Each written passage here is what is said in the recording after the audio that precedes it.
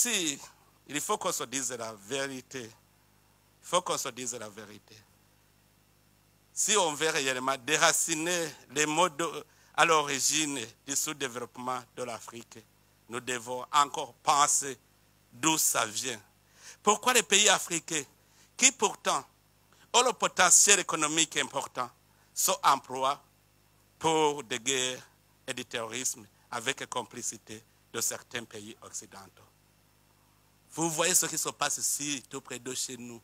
Pourquoi ce silence? Est-ce que la communauté internationale ne voit pas les conséquences? Je vous dis que si ça continue comme ça, la guerre risque d'être généralisée dans la région. Parce que le peuple ne peut pas se laisser faire. Si le Rwanda continue à faire des conquêtes dans le territoire et dans notre pays, je sais qu'il va arriver même au Burundi. Parce qu'il est en train d'entretenir des jeunes réfugiés. Il les arme. Maintenant, il est en train de les aguerrir dans la guerre du Congo. Un jour, il veut venir au Burundi. Nous n'allons pas accepter, la guerre sera généralisée. Nous savons son plan. C'est qu'il est en train de préparer quelque chose contre le Burundi. Et heureusement, les Burundais sont avertis. Si la communauté internationale le laisse faire, en tout cas, ici au Burundi, on ne va pas se laisser faire. J'appelle encore une fois la communauté internationale à prendre cela au sérieux. Nous avons une menace dans la région. Ce n'est pas le Burundi seulement. La Tanzanie, l'Ouganda, le Kenya, c'est à toute la région, c'est une menace. Si l'Est du Congo n'a pas la paix, la région n'a pas de paix. Ne pensez pas que c'est le Burundi seulement qui éprouve une menace. Les Sud-Africains sont en train de souffrir à l'Est du Congo. Est-ce que vraiment, vous voyez où se trouve l'Afrique du Sud?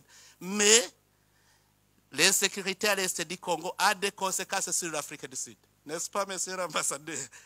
Donc, au point de vue sécuritaire, seulement nous avons cette menace à l'Est du Congo. Si vous laissez les choses se détériorer comme ils sont, sachez très bien que les conséquences seront néfastes. Et chaque pays va se débrouiller lui-même. Mais vraiment, moi, j'ai un plan que j'avais proposé à la région. Je sais que si ce plan était respecté, on serait en paix. Parce que vous savez, si le Rwanda justifie sa présence par la présence des FDLR, est-ce que ce n'est pas une question qui peut être résolue pacifiquement? Sacrifier le peuple congolais, tuer des millions de gens, sous prétexte qu'il y a une menace. Est-ce que cela ne peut pas être réglé sans verser le sang des innocents? Je sais que les RDC et le Rwanda peuvent s'entendre très bien sur la gestion de ce mouvement. Moi-même, je disais qu'il faut une coalition internationale de lutte contre les groupes armés étrangers à l'est de la RDC. Comme ça, ça va garantir le Rwanda et ça va aussi permettre au Congo d'entamer le processus de paix. Qu'est-ce qui manque? Qu'est-ce qui manque? C'est parce qu'il y a complicité.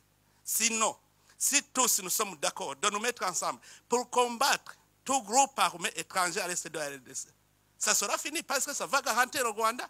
Ça va aussi permettre au Congo d'organiser son pays pacifiquement. Ça, c'est un. Si on parle de M23, moi, j'avais essayé de me mettre en contact avec les responsables du M23. Je leur ai dit, si réellement vous n'êtes pas des Rwandais, pourquoi vous n'acceptez pas de déposer les armes et emprunter le chemin de la paix? Comme vous êtes Congolais, vous aimez votre pays.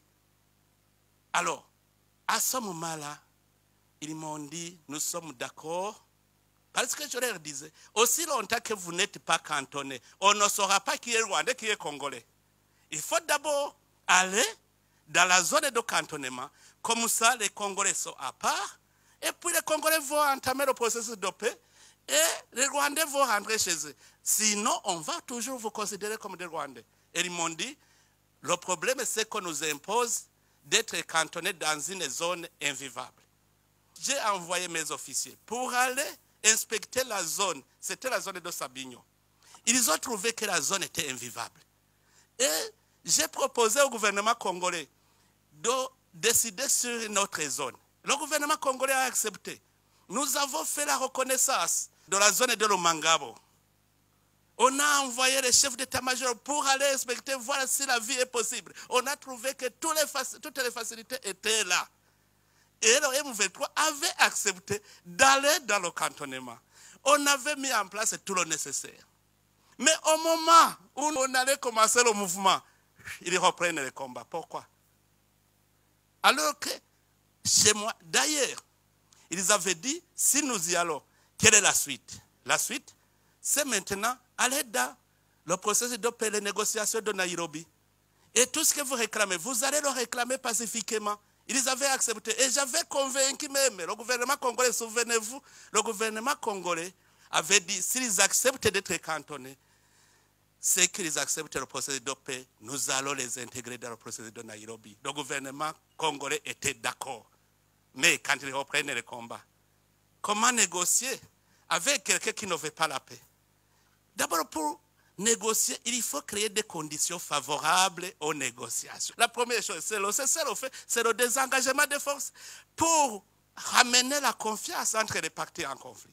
Que ce soit le Rwanda, que ce soit la RDC, il faut que d'abord, il y ait cessation des hostilités, que les forces se désengagent. Comme ça, on crée un climat de confiance. Les gens vont se parler sans inquiétude. Or, entre les États, comment s'effectue le cessez-le-feu, le désengagement? C'est que les forces dans notre pays vont se désengager et aller dans leur pays. Et ils vont entamer les négociations. C'est normal. Mais qu'est-ce qui manque? La communauté internationale est ici. Qu'est-ce qui manque sur les deux processus? J'avais proposé ce plan et la région avait décidé d'envoyer une force régionale pour d'abord sécuriser les citoyens congolais, mais aussi pour combattre les groupes armés étrangers. C'est cela la présence du Burundi en RDC. On est allé dans le sens de l'idéologie régionale. Quand nous sommes arrivés au Sud Kivu, vous êtes témoins.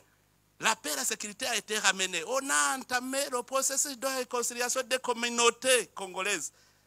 Jusque maintenant, c'est calme.